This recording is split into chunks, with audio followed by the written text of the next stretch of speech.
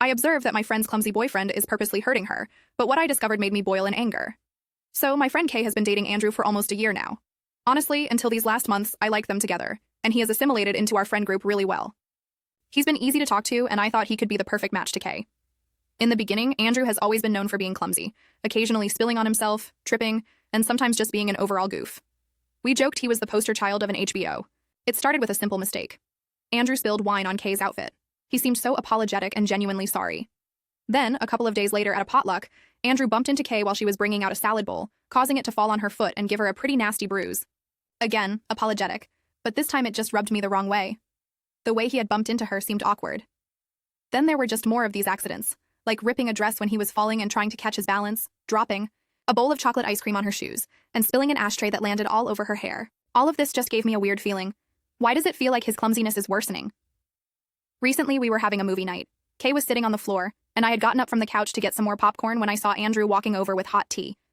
No way I was going to have her get piping hot tea spilled on her by accident, so I got up and said, "Oh, thanks for grabbing this. Do you mind grabbing me popcorn since you're closest?" He kind of gets a defensive tone with me, saying, "Yeah, but let me give this to Kay first." I said, "No, it's not a problem." I gave it to her as sweetly as possible, took the mug out of his hands, and gave it to Kay. He seemed kind of distant the whole rest of the evening. I want to talk to Kay about my concerns soon because I'm really scared for her. I just want to be wise in how I speak to her because I don't want her to take anything I say the wrong way. Update. So I talked to Kay this morning. I started off the conversation normal when Kay says, "Hey, why were you concerned about Andrew? Bringing me tea?" I just said I had noticed he'd been more clumsy lately and I wanted to avoid either of you getting hurt. She was quiet for a bit, then asked me, "Do you think it's odd how he's been acting?" I responded with, "I care about you and want you to be safe. I don't want to hurt you or Andrew, but I feel like most of the accidents have come at your expense. I don't want it to get to a point where you have a worse injury." This is when Kay burst out crying like I have never seen.